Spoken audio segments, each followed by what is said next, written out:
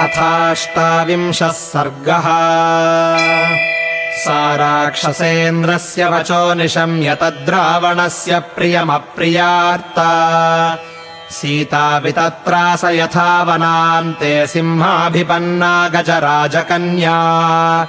सा राक्षसी मध्यगता च भीरुर्वाग्भिर्भृशम् रावणतर्जिता च। कान्तारमध्ये विजने विसृष्टा बालेव कन्या विललापसीता। सत्यम् वतेदम् प्रवदन्ति लोके नाकालमृत्युर्भवतीति सन्तः। यत्राहमेवम् परिभर्त्स्यमाना जीवामि यस्मात् क्षणमप्यपुण्या। सुखाद्विहीनम् बहुदुःखपूर्णमिदम् तु नूनम् हृदयम् स्थिरम् मे। विदीर्यते यन्न सहस्रधाद्य वज्राहतम् शृङ्गमिवाचलस्य। नैवास्ति नूनम् मम दोषमत्र वध्याहमस्य प्रियदर्शनस्य। भावम् न चास्याहमनुप्रदातुमलम् द्विजो मन्त्रमिवाद्विजाय। तस्मिन्ननागच्छति लोकनाथे गर्भस्थजन्तोरिव शल्यकृन्तः। नूनम् ममाङ्गान्यचिरादनार्यः शस्त्रैः शितैश्छेत्स्यति राक्षसेन्द्रः। दुःखम् बतेदम् ननु दुःखितायामासौ चिरायाभिगमिष्यतो द्वौ। बद्धस्य वध्यस्य यथा निशान्ते राजोपरोधादिव तस्करस्य। हा राम हा लक्ष्मण हा सुमित्रे हा राम मातः सह मे जनन्यः। एषा विपद्याम्यहमल्पभाग्या महार्णवेनौरिव मूढवाता। तरस्विनौ धारयता मृगस्य सत्त्वेन रूपम् मनुजेन्द्रपुत्रौ। नूनम् विशस्तौ मम कारणात्तौ सिंहर्षभौ द्वाविव वैद्युतेन। नूनम् सकालो मृगरूपधारी मामल्पभाग्याम् लुलुभे तदानीम्। यत्रार्यपुत्रौ विससर्जमूढा रामानुजम् लक्ष्मणपूर्वजम् च।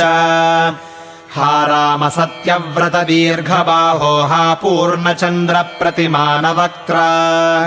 हा जीवलोकस्य हितः प्रियश्च वध्याम् न माम् वेत्सि हि राक्षसानाम्। अनन्यदेवत्वमियम् क्षमा च भूमौ च शय्या नियमश्च धर्मे। पतिव्रता त्वम् विफलम् ममेदम् कृतम् कृतघ्नेष्विव मानुषाणाम्। मोघो हि धर्मश्चरितो ममायम् तथैकपत्नी त्वमिदम् निरर्थकम्। या त्वान्न पश्यामि कृशा विवर्णा हीना त्वया सङ्गमने निराशा। पितुर्निदेशम् नियमेन कृत्वा वनान्यवृत्तश्चरितव्रतश्च। स्त्रीभिस्तु मन्ये विपुले क्षणाभिः संरंस्यसे वीतभयः कृतार्थः। अहम् तु राम त्वयि जातकामा चिरम् विनाशाय निबद्धभावा। मोघम् चरित्वाथ तपोव्रतम् च त्यक्ष्यामि दिग्जीवितमल्पभाग्या। सञ्जीवितम् क्षिप्रमहम् त्यजेयम् विषेण शस्त्रेण शितेन वापि।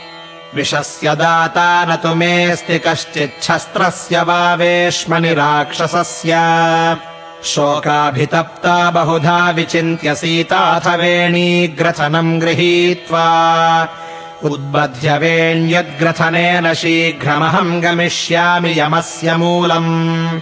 उपस्थिता सा मृदु सर्वगात्री शाखाम् गृहीत्वा च नगस्य तस्य। तस्यास्तु रामम् परिचिन्तयन्त्या रामानुजम् स्वम् च कुलम् शुभाङ्ग्याः। तस्या विशोकानि तदा बहूनि धैर्यार्जितानि प्रवराणि लोके।